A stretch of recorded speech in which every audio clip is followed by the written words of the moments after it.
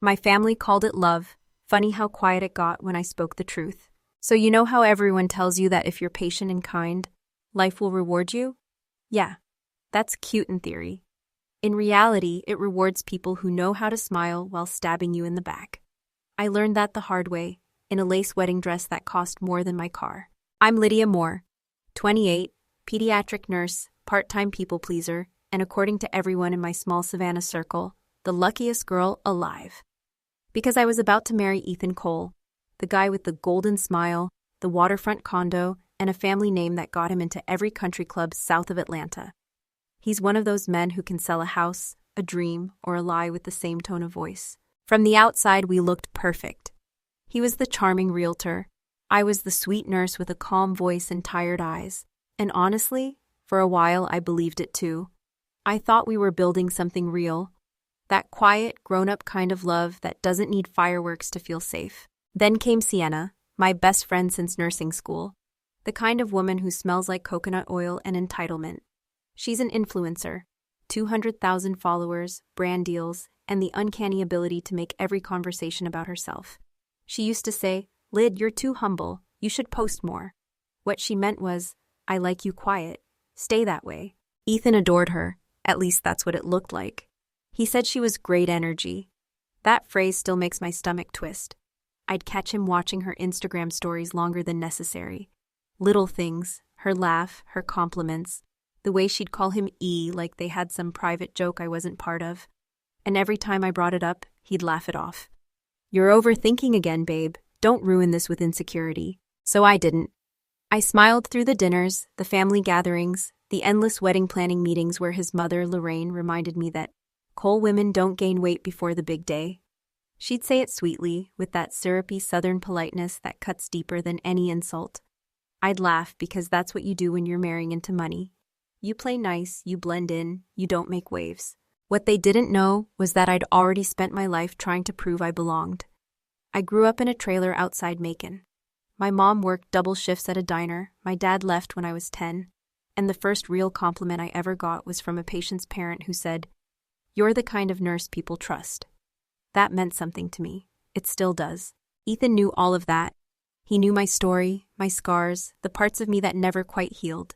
He once said, "You're so grounded, it's refreshing." I thought he meant it as a compliment. Now I know he meant manageable. He liked me small, predictable, someone he could show off as proof that he was a good man, generous enough to marry the girl with nothing. The engagement photos were the worst.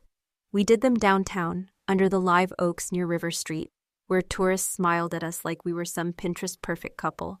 Sienna came along to help with lighting. I should have known something was off when Ethan looked at her, more than at the camera. The photographer, a quiet guy named Noah, caught it too.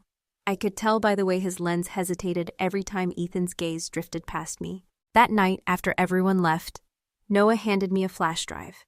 "Backup copy," he said, but his eyes said something else. Pity, maybe.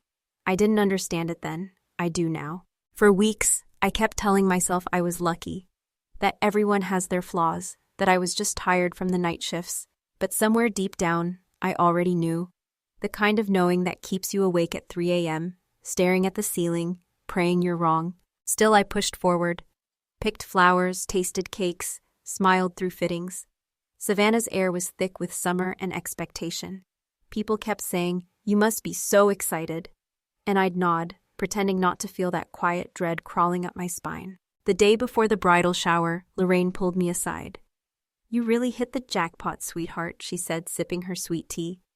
"Just remember, a Cole marriage is about presentation. Keep him proud." I smiled and said, "Of course," but inside something cracked, because for the first time I realized they didn't see me as family, they saw me as decoration. If you'd asked me then, I'd have said I was happy. But looking back now, I wasn't living a love story. I was auditioning for a role, the perfect wife in someone else's fantasy. And the worst part, I was damn good at it. It started on a Tuesday night. Not the kind of night when you expect your whole life to flip upside down. I had just finished a 12-hour shift at the hospital.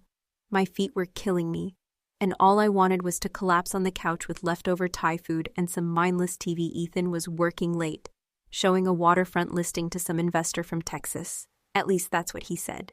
Funny thing about lies, they sound ordinary until they don't. I remember sitting there scrolling through Pinterest, trying to pick a centerpiece for the wedding reception, candles or fairy lights. The kind of question you ask when you think you still have a future.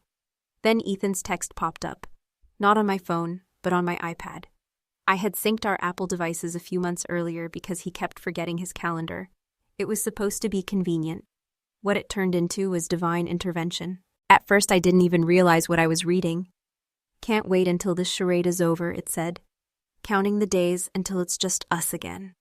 My brain tried to make it fit. Maybe it was a joke. Maybe he meant us as in his work partner? Then the next one came through, from Sienna. Wish I could sneak over tonight. Don't let her keep you too long. My stomach dropped so hard I swear I heard it hit the floor. I just sat there staring at the screen, the air thick and hot, like the whole room was holding its breath. Message after message. Photos, plans, private jokes, a hotel booking under their names, and the kicker, a note about the honeymoon switch. Apparently they had rebooked the resort under their names weeks ago. The same Maldives trip I'd spent months planning, comparing reviews, emailing travel agents about snorkeling tours. I remember laughing, not the normal kind of laugh. It was hollow, almost hysterical, like my body didn't know whether to cry or scream. I didn't confront him, not that night, not the next one, maybe because I work in pediatrics. I'm trained to stay calm when things fall apart. You don't panic, you assess, you plan. So that's what I did. I started collecting everything, screenshots, receipts, timestamps, photos. I saved every message in a folder labeled Work Docs. Because even liars rarely check the boring stuff. I told myself, you're not a victim, you're just preparing evidence. It was easier that way. Over the next few weeks, I became an actress. I smiled through cake tastings, went to dress fittings with Sienna, listened to her give me unsolicited advice about wifely discipline. She'd say things like, men need to feel needed, you know? Don't overwhelm him with emotions. I wanted to vomit. Every time she touched my arm or hugged me goodbye, I had to stop myself from flinching. Ethan kept up the act too, texting me sweet nothings, calling me his forever. Sometimes I'd watch him talk, his mouth moving, and wonder how many lies fit behind one smile. There was this one moment I'll never forget. We were at dinner with his parents, the Coles, who think money automatically equals class. Lorraine raised her glass and said, "To Lydia, who makes my son better every day." Ethan smiled, squeezed my hand, and for a second, I almost believed it again. Then I saw a notification light up on his Apple Watch. Just one word from Sienna. Soon. He flinched, tiny but visible. No one else noticed, but I did. I always notice. That night, after he fell asleep, I sat in the kitchen staring at the dark. Savannah nights are heavy. You can hear the cicadas hum like they're whispering secrets. I poured myself a drink I didn't even want and opened my laptop. I reread those messages until the letters blurred. I wasn't crying. It felt like I'd gone numb, like grief was waiting in the next room but refused to enter yet. And then something unexpected happened. A text from Noah, the photographer. "Hey, just checking in. Got the proofs ready if you want to pick them up." He had no idea he'd just thrown me a lifeline. I met him at his small studio downtown, walls covered in black and white wedding photos. He offered me coffee, and for a moment, I forgot how to act normal. When he handed me the flash drive, I asked, half joking, "Did you capture any red flags?" He looked at me for a second too long and said quietly, "A few." That was the first time anyone hinted that maybe I wasn't crazy. I left his studio with shaking hands and a plan forming in my mind, half revenge, half survival. The days that followed were a blur of fake smiles and quiet fury. I started noticing every little thing. How Ethan's phone always faced down. How Sienna suddenly became too busy to help with wedding errands. How Lorraine insisted on handling all payments for convenience. It was all connected. I just didn't know how deep it went.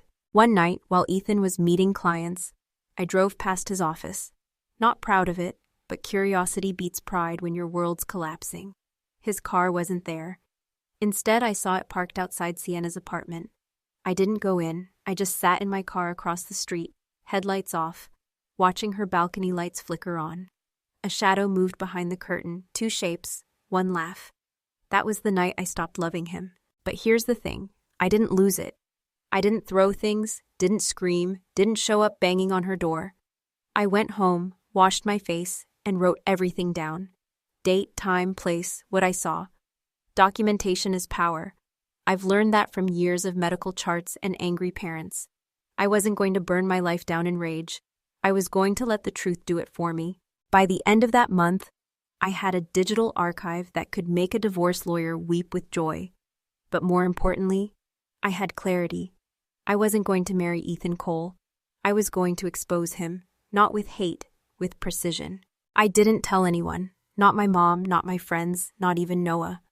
I just started practicing my wedding smile in the mirror, making sure it looked real enough for the cameras. It's a strange feeling, pretending happiness you don't feel, like wearing someone else's skin. But every time I caught my reflection, I reminded myself, this isn't weakness, it's patience. The last straw came 2 weeks before the ceremony. Sienna sent me a text. "Hey babe, mind if I bring a +1 to the rehearsal dinner? Just a friend." I replied, "Sure." What I didn't say was that I already knew who that friend was. Ethan had reserved a table for 2 at a seafood place the same night, under a fake name. The receipt showed both their meals and a bottle of champagne. I printed it out and tucked it into my wedding binder, right next to the seating chart. Poetic, really. By then, the storm inside me had gone quiet. That's the part no one tells you about betrayal. After the explosion comes silence, and that silence is dangerous. It's where you stop asking why and start planning how. So I smiled through every final fitting, every brunch, every fake toast to forever. And while everyone thought they were celebrating my big day, I was rehearsing for something else entirely, the calmest, coldest performance of my life. Because if there's one thing I've learned from nursing and heartbreak, it's this. You can't stop the bleeding until you cut out the infection. And I was about to perform surgery. If you've ever been to Savannah in the summer, you know what I mean when I say the air feels like syrup. Heavy, sweet, and suffocating. That's exactly how it felt the morning of my wedding. The sky was so blue it looked fake. The kind of weather people pray for when they're about to ruin their lives. Everyone kept saying, "It's a perfect day to get married." And I just kept smiling, thinking, no, it's a perfect day to tell the truth. The ceremony was at this old stone church near the river. Stained glass, white roses everywhere, the whole southern fairy tale aesthetic Ethan's mom insisted on. The kind of wedding that looks like it belongs in a magazine, but feels like a hostage situation. I arrived early, calm, too calm maybe. The hairdresser kept saying, "You're glowing." Yeah, that's what rage looks like when it's dressed in silk. Sienna came to the bridal suite pretending to be emotional. She hugged me tight, told me I was the most beautiful bride ever, and her perfume, that same vanilla coconut blend she always wore, almost made me gag. I watched her reflection in the mirror as she fixed my veil. "Can you believe we made it?" she said softly. I looked her dead in the eye and said, "Yeah, almost." She didn't notice the way my voice cracked on that last word. Before the ceremony, the photographer, Noah, came by to check lighting. He whispered, "You okay?" I smiled. "Ask me again in an hour." He looked uneasy but didn't press. I think he knew something was coming. He always did. Then the music started, my cue. The doors opened and everyone stood up. I walked down that aisle like it was a runway to freedom. Ethan was waiting at the altar, smiling, that same polished, fake grin that used to melt me. His hands were shaking just a little, maybe nerves, maybe guilt. Hard to tell the difference sometimes. The priest started the ceremony, the usual script about love and trust and forever. My mom was crying in the second row, Lorraine looked like she was posing for a magazine cover, and Sienna, my maid of honor, stood there clutching her bouquet, smiling too wide. Every eye in that church was on me. And when the priest said, "If anyone objects to this union, speak now or forever hold your peace," I felt the whole world hold its breath. I raised my hand. "I actually do," I said. My voice was steady. "I have an objection." You could have heard a pin drop. The priest blinked, confused. Ethan turned toward me, pale. "Lydia, what?" "Actually," I cut him off. "Before we go any further, there's something everyone should see." Noah, bless his soul, was ready. He dimmed the lights and switched the projector, the one meant for our romantic slideshow. The screen behind us flickered to life. The first image appeared. Not our engagement photos, but a selfie of Ethan and Sienna, half dressed in my apartment, time-stamped. Gasps, murmurs, Lorraine's wine glass shattered on the floor. Next came the messages. Can't wait till the honeymoon. She's clueless. We'll finally be free. Line after line, like a confession written by the guilty themselves. I didn't have to say a word. The evidence spoke for me. I watched faces shift. Shock, disgust, pity. Sienna froze, tears streaming, whispering, "Oh my God." Ethan tried to grab my hand. "Lydia, please, we can talk about this privately." I pulled back. "Oh, we're way past private, babe. You made this public the moment you brought her into our home." My voice echoed in the church, low but sharp enough to cut through marble. He stammered, "You're overreacting." And that was when I laughed. A real laugh this time, not the fake ones I'd been practicing. "You cheated on me with my maid of honor, and I'm overreacting? You really do love gaslighting, huh?" Someone clapped. I swear, it started with one of the bridesmaids. Then a few guests joined in. It was surreal. Like watching a bad Lifetime movie, except it was my life. Sienna dropped her bouquet, mascara streaking down her face. "Lydia, please," she started. I looked at her and said, "You can keep the bouquet. You've already taken everything else." That line wasn't planned, but it felt right. People laughed, awkward, nervous laughter, the kind that comes when no one knows where to look. I turned back to the crowd and said, "So obviously there won't be a wedding today, but the reception hall is paid for, and honestly, I think we all deserve to eat." The room erupted in gasps and whispers. "Drinks are on me," I added, and then I glided down that aisle, veil trailing behind me like a flag of surrender that somehow looked like victory. My mother stood up, tears still in her eyes, but this time, proud ones. Lorraine didn't move, frozen in shock. Ethan tried to follow me, but Noah stepped in front of him, camera in hand, like a quiet bodyguard of poetic justice. Outside, the sun hit me full in the face. For the first time in months, I breathed without feeling like I was drowning. People were already whispering inside, phones out, footage spreading like wildfire. I didn't care. Let them talk. Let them all know. Later that evening, I did go to the reception. Not in a wedding dress, though. I changed into jeans and a white t-shirt. When I walked in, half the guests were still there, drinking awkwardly, pretending to eat. The DJ froze when he saw me. "Play something good," I said. He hesitated, then queued up "I Will Survive." "You can't make this up." The room burst into laughter. I grabbed a glass of champagne, climbed onto the stage, and raised it high. "To honesty," I said, "and to never wasting good food." The crowd cheered. It wasn't pity, it was respect. And somewhere near the bar, I saw Noah snapping a photo. Me, mid-laugh, surrounded by chaos and lights. The ghost of a wedding behind me. That was the moment I realized it wasn't a breakdown. It was a breakthrough. Ethan didn't come near me that night. Sienna left before dessert. Lorraine called me the next morning to apologize, but her voice shook more from embarrassment than guilt. The world they'd built on appearances had just cracked, and I hadn't even raised my voice. So yeah, that's how I ruined my own wedding. Or maybe saved myself from one. Turns out, sometimes you don't need revenge. You just need a microphone, a projector, and the truth. The thing about truth is, it doesn't stay quiet. Especially not in a small southern town like Savannah, where gossip travels faster than humidity. By Monday morning, half the city had seen the wedding video. Someone's cousin's friend posted it on Facebook with the caption, "Savannah bride exposes cheating fiancé mid-ceremony." By noon, it had over 200,000 views. By Tuesday, a local radio station was discussing whether I was a hero or a psychopath. Honestly, I didn't care which one they picked. I spent that morning in my kitchen, drinking cold coffee, scrolling through the chaos.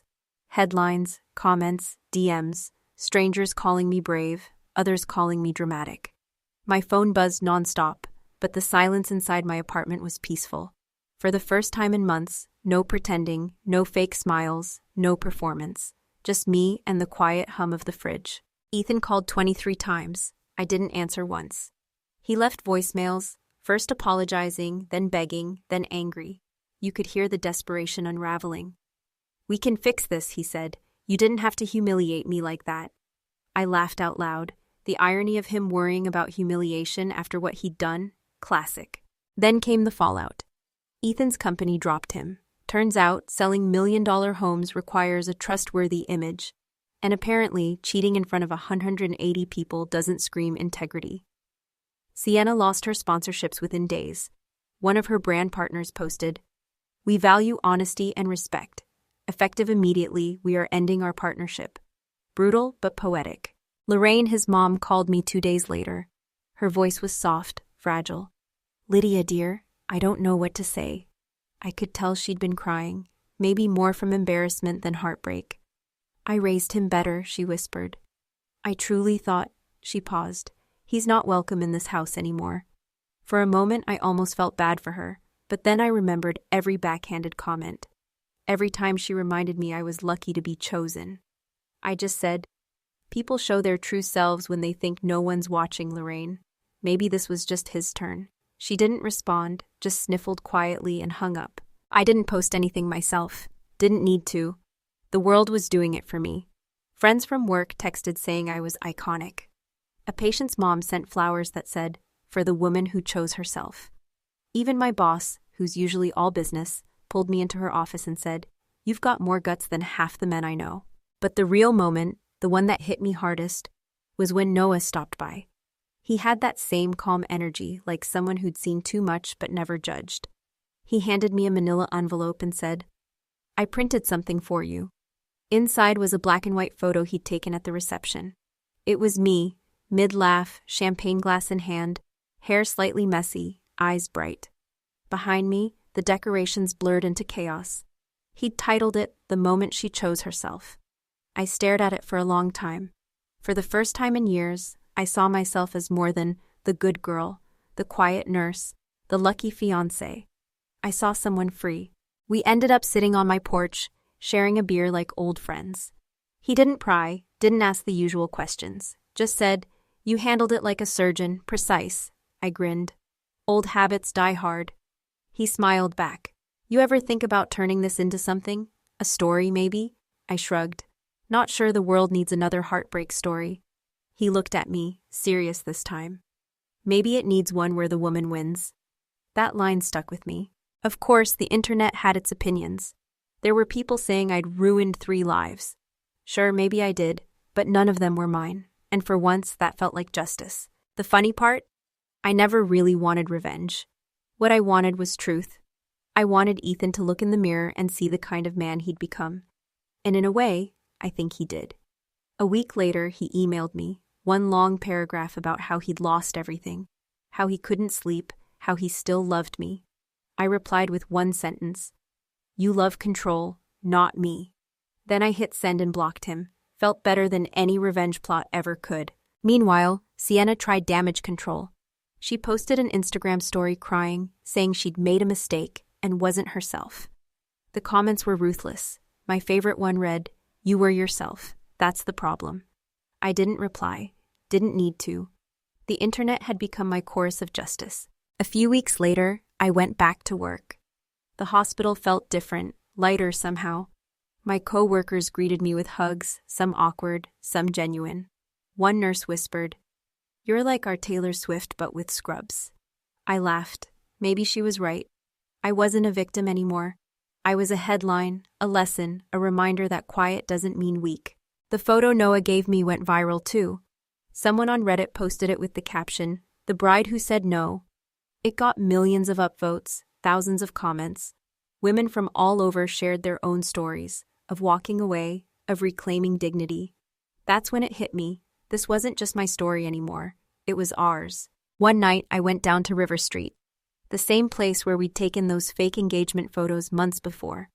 The city lights reflected on the water, and for the first time, I wasn't haunted by what could have been. I texted Noah a picture of the river and said, you were right, the woman wins. He replied with a single emoji, a camera. I laughed. Maybe some endings don't need words. I won't lie. There were moments I missed the idea of Ethan, the comfort, the familiarity. But every time that ache showed up, I reminded myself, peace isn't found in people who break you. It's found when you stop letting them. And if you'd told me months ago that my heartbreak would become some kind of symbol for empowerment, I'd have laughed. But now, I get messages from strangers saying my story helped them leave toxic relationships, find confidence, demand honesty. That's worth more than any ring or wedding. So no, I didn't get a husband that summer. I got something better, a spine, a voice, and a damn good story. A year later, I can finally say this without shaking. I'm grateful it happened. Not in a fake everything happens for a reason way, but in that deep, bone-level truth that only comes after surviving something that was meant to destroy you. Life looks completely different now. My mornings start with coffee and quiet, not anxiety. My reflection looks back at me without shame. And sometimes, when the sunlight hits just right, I catch myself smiling for no reason. That used to feel impossible. After the wedding fiasco, I thought my life would be defined by it. The girl who exposed her fiancé. For a while, it was. People would recognize me in grocery stores or whisper at the farmer's market. That's her. At first it stung. I didn't want to be her, but then one day, a woman stopped me in the cereal aisle and said, "Because of you, I left my husband, and I feel alive for the first time in years." We stood there next to the Cheerios, both crying like idiots. That's when I realized, maybe being her wasn't such a bad thing. I started a blog, half out of boredom, half out of therapy. Just stories, thoughts, small things. I called it The Moment She Chose Herself. The same title Noah gave that photo. At first, it was just friends reading, then strangers, then thousands. It became a space where women shared stories. Some heartbreaking, some funny, all real. It wasn't about revenge anymore. It was about rebirth. Ethan never reached out again. I heard he moved to Atlanta, working some small-time property job. Sienna's off social media, last I checked. I don't hate them. I honestly don't think about them much anymore. That's the real revenge. Indifference. You don't realize how heavy bitterness is until you finally put it down. My mom, who used to worry I'd end up too soft for this world, now brags to her friends that her daughter stood up in front of God and everyone and chose peace. She says it like a punchline at dinner parties. I let her. She earned that pride. And Noah? We still talk. He sends me photos sometimes. Little snapshots of beauty in ordinary places. A couple dancing under streetlights, a kid chasing pigeons, sunlight catching dust in an old bookstore. He says they remind him of me, finding light in chaos. Maybe he's just being poetic, but maybe not. We've gone for coffee a few times. Nothing romantic, not yet. But there's something quiet between us, something steady, the kind of calm that doesn't need a label. People always ask me what I'd say to Ethan if I saw him again. Honestly, nothing. Because there's nothing left to say. Some people never change, and some of us never go back. I'm not angry anymore. I just hope he learns something someday. Not for me, but for whoever he loves next. Last week, I got invited to speak at a women's conference in Atlanta. Poetic, right? I talked about choosing yourself when it costs everything, about walking away without apology. When I stepped off that stage, a girl maybe 20 with shaking hands came up to me and said, "You made me believe I can start over." I hugged her and told her what I wish someone had told me. Starting over isn't weakness, it's proof you survived. Sometimes I still replay that wedding day in my mind, but not with anger anymore. Now it feels like watching a movie I used to star in. A version of me that didn't know her own strength. And if I could reach back in time, I'd whisper to her, "You have no idea who you're about to become." I've learned that healing doesn't come in big cinematic moments. It's in the small things. Laughing again, sleeping through the night, realizing your peace isn't fragile anymore. It's in the way you stop explaining yourself. The way you stop asking for permission to be happy. One evening, I walked by the church where it all fell apart. The lights were on, another wedding was happening. I stood across the street, listening to faint music and laughter drifting out the windows. For a moment, I closed my eyes. No bitterness, no pain, just gratitude. Because if that hadn't been my ending, I never would have found this beginning. I turned to leave, and a car passed by. The license plate read New Life. I laughed out loud. Maybe it was coincidence, or maybe the universe has a sense of humor. Either way, I took it as a sign. So here's what I've learned. Sometimes you don't get the life you planned. You get the one you deserve, after the fire, after the heartbreak, after the truth burns everything false away. And when the smoke clears, you realize you weren't ruined. You were remade. And maybe that's the real story.